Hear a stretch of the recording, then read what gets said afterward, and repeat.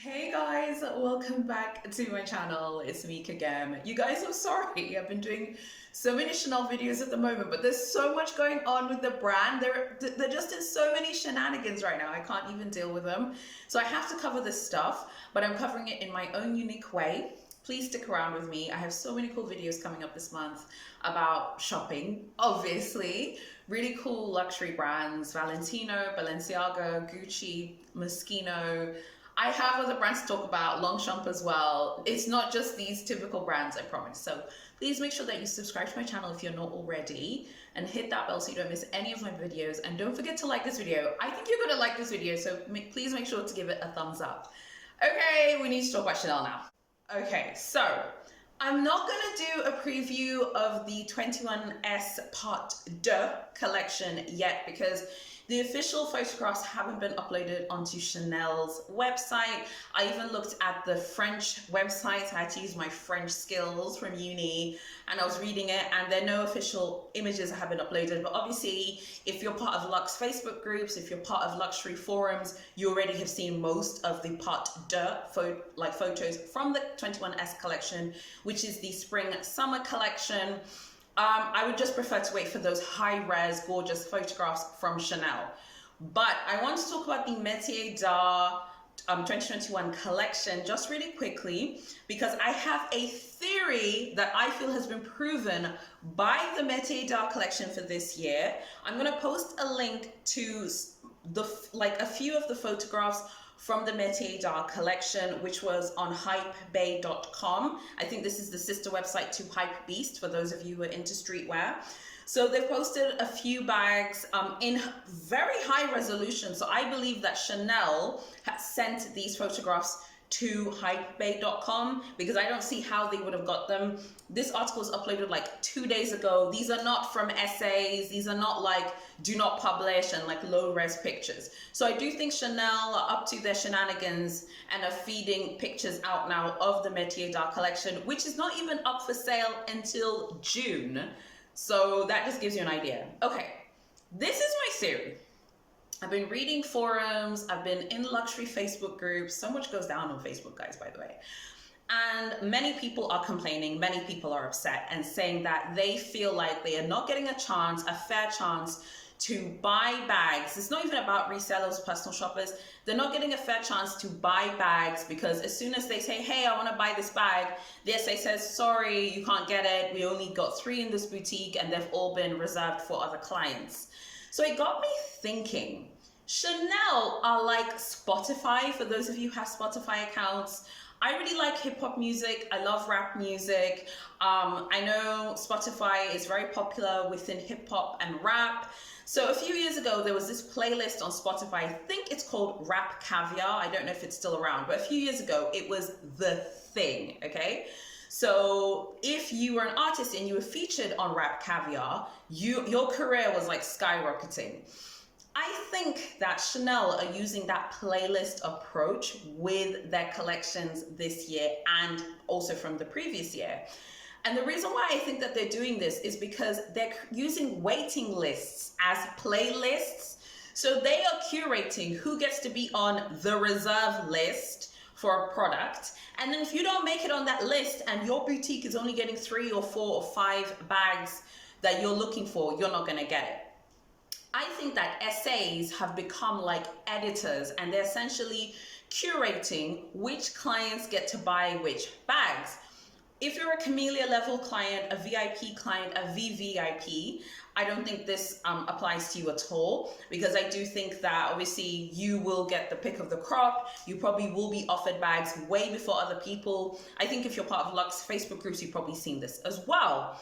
I think Chanel are using the power they have over the waiting lists to kind of create this coolness factor, I beg your pardon, and this edginess that makes people constantly want to buy bags.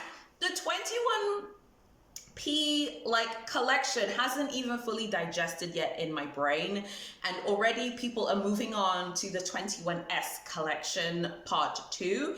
And don't get me wrong, I'm happy to see the Part 2 because I know there are trendies that are coming back in different colors. They're trendy, okay? I'm happy that the trendy is back. I was kind of worried. There were so many crazy rumors about it.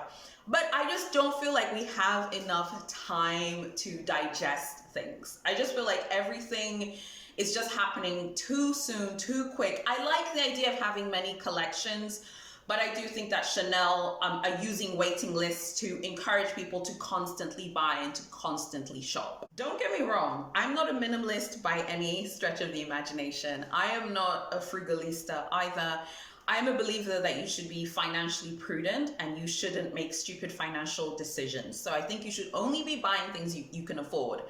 I don't necessarily think you should have a curated collection of like 3 bags or whatever. I'm not a minimalist by any stretch of the imagination.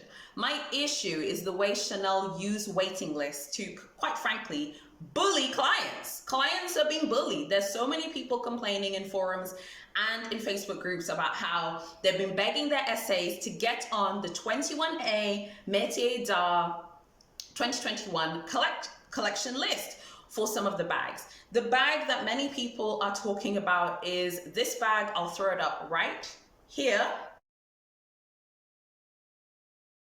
This bag in particular, from what I was reading on Facebook groups, this bag is going to go for 10,000 US dollars in the United States. Now, those of you in the UK and those of you in the European Union, and also for those of you in Australia, Singapore, South Korea, and the UAE, you know how Chanel is, okay? You know what time it is. If it's $10,000 in the US, it's probably going to be the equivalent of 10 grand in your nation. I do think when it comes to pound sterling, they'll just say it's 10,000 pounds. I think they're just gonna be like, it's 10,000 pounds, and you guys can deal with that if you want to, yes or no. It's like up to you. So I think that like what's happening now is the waiting lists are it's just too much. Like I'm seeing people stressing out, like, oh my God, I've been asking to get on the list. And some people are saying, they ask, you know, the essays like, hey, what's going on with the Métiers d'Art collection? Oh, I don't know anything about the Métiers d'Art collection, okay? But maybe I'll put your name down. Is there anything you want in particular? I want this bag. No, it's all been reserved. I mean, someone complained about that in the past forum. And I just thought that was so crazy. Like, you're asking to be on the list. The essay is literally like, what bag do you want?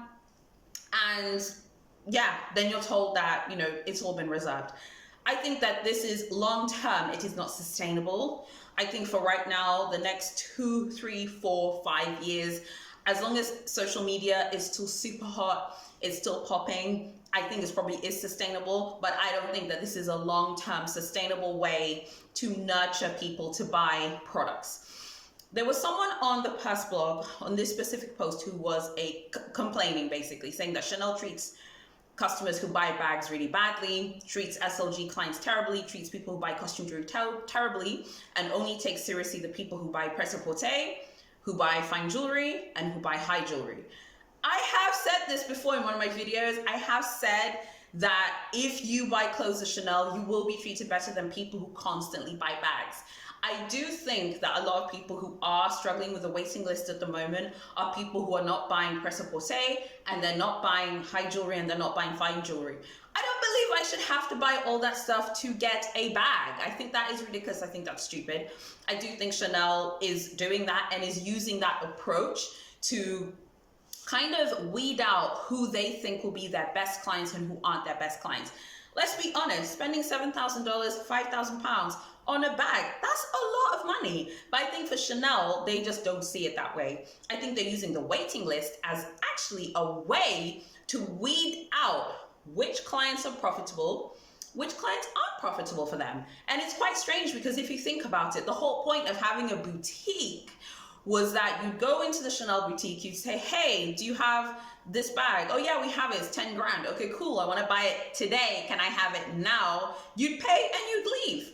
I think the pandemic has actually accelerated Chanel's evil genius plan anyway of only targeting wealthy women. I think the pandemic happened, Chanel were like, do you know what? This is a perfect time for us to just target wealthy women who've got tons of money to spend. And you know what? You know, everyone else can go do one. And I think that is how they view things, basically. Something to back up my point of view. A few weeks ago, I think his name is Bruno Pavlovsky, something like that. He's the CEO of Chanel Fashion. He is a top dog at Chanel. He's not part of the Wertheimer family, but he's a top executive at the brand. He said in an interview with Vogue Business pretty much that e-commerce is not a priority for them. They can't replicate the e-commerce experience, like the in-store experience with e-commerce. They're not interested, and they're like, hey, we've actually done quite well. Do we really need it for right now? So we're not pressed and we're not bothered. And that got me thinking, of course you're not pressed or bothered because you're using waiting lists, you're using reserve lists, and you're using the book, as they call it, as a way to constantly feed the sales engine for the sale of bags and SLGs. Let's be honest. If you contact an SA today and you say, hey, I would like to buy clothing from the Métiers d'Art collection, I think you probably will get a faster response for bags as well, because I think they do treat prêt-à-porter clients better. And just really quickly, Chanel have costume jewelry, they have fine jewelry, which is the Coco Crush lines and all those other lines. And then they have what they call high jewelry, which are pieces that don't have prices on them on the website. And that's meant to compete with VCA and Cartier. So Chanel's high jewelry line competes with Cartier and VCA's higher lines that also don't have prices. Not personally a fan, but whatever, there might be other people who like them. I'm not personally a fan of the 2021 Chanel Métiers d'Art collection. I have found that the Métiers d'Art collection under Virginie is quite heavy. It's quite autumnal. It feels quite funereal, and it feels like I don't know, you know, to be honest, I'm a Roman Catholic, and I've been to requiem masses, and those are masses that you give for people who've passed on. And some of these bags look like bags I've seen in church for requiem masses. They're very funereal. There's lots of black. It's quite depressing, okay? Not a huge fan of this line. It's my personal opinion. You might be a fan of the line, and that's absolutely fine. I have nothing wrong with that. I just want to share my opinion. The bags will still go. They'll still be hot sellers because people are desperate to get on the list. Today is the 27th of February. There are people in this world who have asked to be on the list for the 2021 Métiers d'Art collection in June and are being blanked by their SAs. This isn't cool, guys, okay? This is out of control. This is just not sustainable. Chanel is not the only culprit that does this. LV does this. LV is notorious for doing this with their collections, particularly the Game On collection. So many people were desperately trying to get their hands on the hot bag. No, you're not going to be getting this bag.